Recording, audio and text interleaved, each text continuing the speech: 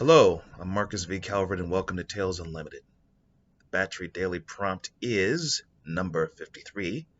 A billionaire goes out slumming and falls in love with a hooker having a bad day. He decides to help without flaunting his cash. Okay. All right. He's a billionaire. He got into software, computers, complete geek, Rust Belt type town. Um, Made his fortune, buffed up a little bit, but still a geek. Um, Went into real estate. So he's buying up apartment buildings where he grew up, but he's not tearing them down. He's not messing them up. He's actually losing money. He's like, okay, it's a tax write off, or I can get in some grant money and do some nonprofit stuff. But basically, I'm going to fix up these buildings without raising the rent. And he picks up one building on a humbug, dresses down, and decides to just slum it out. He rents a room under an alias, goes in, sets up, da da da da da. He's moving, and his next door neighbor, or the girl across the hall, uh, she's getting arrested for prostitution. Turns out she's a prostitute. Um, and it's not your normal arrest. Basically, the cop goes to the door and says, "Where's my money?" And I guess he's been strong arming her or something like that. She doesn't have it. You hear kids crying in the background, and even worse. Okay, I'm gonna go off prompt here. He recognizes the hooker. He was madly in love with her in high school. It's like the high school crush. I'm not gonna go Pretty Woman here. I mean, Pretty Woman and falling in love with a hooker. Um, Love at first sight. Only way that makes sense is if the hooker had a day job and he falls in love with her, follows her around, realizes she's a hooker, she's having a bad day, and he grabs his trusty phone, has his trusty handlers who solve all of his problems, basically decide to turn her life around in a week. He's like, in a week, I want this woman to not be a hooker without her knowing that she's been helped execute. That's how I do it if I was staying in prompt, roughly. And that'd be a cute little flash fiction piece, frankly. Um, or the length of the story is, okay, dump through her social media profile, everything she's ever done. What did she give up in her life that she could have been going toward had she more opportunities and better luck? And whatever it is, I want her on that path. Arrange it. And it blows up in his face. It blows up in all their faces. Or it's a con. Or you realize that you think she's a hooker, and what you really do is you blow her cover. She's a narcotic. I mean, she's a vice cop, or a spy, or a killer. And you're trying to help her all Pretty Woman style. In reality, you get her killed, or you basically cringe as a shootout ensues. That's how I do it if I was staying in prompt. But let's keep it outside of prompt and make it like a rom-com, shall we? All right. So he's moving in across the hall. There's a prostitute, and this cop strong arming her, and she's got kids in the background.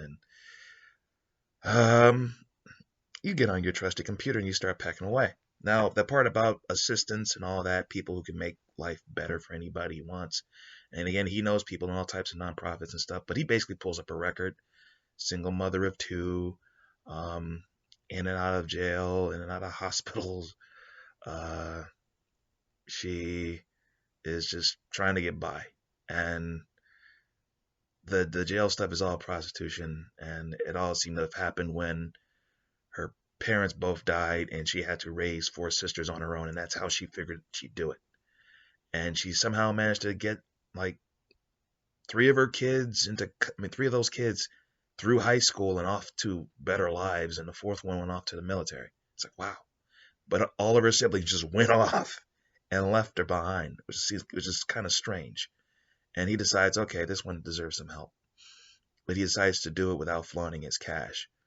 So this is where we make it funny. Now, we can make this perverse by simply saying, okay, guys, who likes hookers? There's this great one across the hall, and he literally keeps her busy, but that would be strange. Um, top of my head, he does it like this. He makes a few calls, door closes, and then you do a space in the story, and a week later, there is there's a talent agent comes to knocking on her door. It's like, hey, uh, who are you? Hey, I saw you on blah blah blah. Um, this is not what you think it is, but you wouldn't happen to want to maybe play the part of a prostitute, would you? What? We're doing a movie and we need somebody to play a prostitute. Pays good. And you don't have any lines, you just walk along, but we need somebody who actually has some experience. And if you do the role right, I won't hire you for more roles. What I will hire you is for like a talent scout for street roles. Like we need extras for this, extras for that. Like the billionaire actually makes this happen on the back end. And so fast forward, she gets that one role and she's perfect fit. And she helps with consulting. I mean, these guys literally bring her in and it seems that someone's got her back. And they're like, no, someone spoke highly of you. He's like, who? And they shrug. And basically says, okay, we're just supposed to teach you what we know. Almost like you're an apprentice. And if you're worth it, you might, get your formal, accreditations and educations later on. It's a shot. It's a one sweet shot that people would happily kill you for. Could take it. Fast forward, she is a licensed, accredited scout. Now she's never on the screen again. She likes to point out, yep, I was a hooker, da da da. But fast forward, she finds homeless people, street people, da da da da da, and she ends up happy, content. She moves into a house, has a job, her kids are settled, and she runs into that billionaire again, and she never forgets a face. She's like, "You, me, what? I have no idea what you're talking about. You were slumming it across the hall from me. You were a billionaire all this time?" And he's like, and who knows what happily ever after might happen. Or at the very least, that night, he's getting thrown against a wall and then, like, savaged. Yeah, and I'll stop there, because this is a family-oriented podcast. Haha. Okay, I'm Marcus V. Calvert. This is Tales Unlimited. Please check out talesunlimited.net. That's the website. It's where we've got the podcast. There's the Batchery Daily Prompt and Disturbing Thought of the Day. Both go daily. Also, there is the set of books, links. Hit any of the links, they'll take you straight to Amazon. The books are available as ebooks and in print. There is the Batchery series. Think 200 prompts, a little bit of wisdom on writing. It was meant for someone trying to write the great American novel who can never seem to get over that hill. It's not very thick, but what it'll do, this system of mine, is if you follow it deep enough, you can actually boost your chances of finishing that novel, make money writing books before you finish that novel, and overall just become a better writer. Also, it's good for people at all levels. As it turns out, it's good for comic book geeks or writers. It's good for evil GMs, screenwriters, novelists who already know what they're doing and just maybe want to go farming for ideas in the Batchery pool. It's food for thought.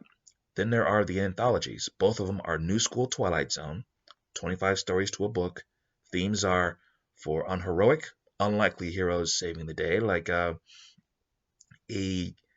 time thief. Basically, he steals things from the past, brings them into his lair in the moon. In 1841, it's set up in a crater. He just steals stuff like, Shaka Zulu's spear or this, that. Well, he's coming back from a time run and he finds time travelers from even further off in the future than he is. Apparently, he took something from them and they're trying to get it back, and the fate of the world's at stake. But here's the problem.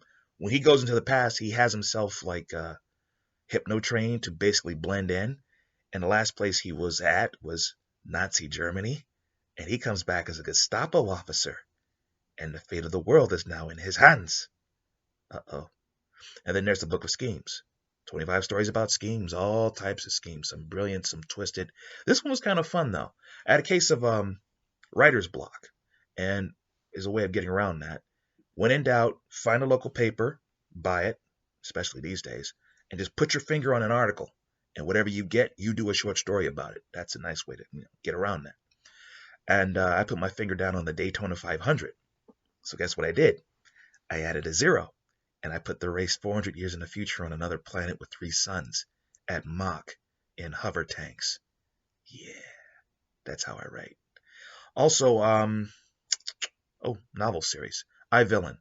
Think Sin City with superpowers. What would happen if there's this dude named Benjamin Clyde, gentleman fixer, dude in a suit? You pay him enough money, and he could make your next door neighbor dead, the next pope, rich, framed for high treason in Paraguay, without ever setting foot in Paraguay. His people can do just about anything because he hires the best. Mercs, thieves, people with superpowers, they're on his payroll until one night a deal goes bad and he's forced to fire them all. He's forced to give up all of his money, his status as a criminal, and fight crime as a cruel joke. Now, this happens after a superhero apocalypse. 99.1% of all heroes in the world are dead.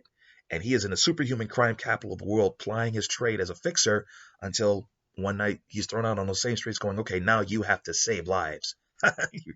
You're nobody. You'll be dead in a week. Well, he's somebody, and he starts a business. It's called Villain. What do? They kill the worst threats of the world and take their stuff. He puts a brute squad together, and just him alone could have been sufficient enough to start something. But he builds a masterpiece. Okay, I'm Marcus V. Calvert. This is Tales Unlimited. Until tomorrow.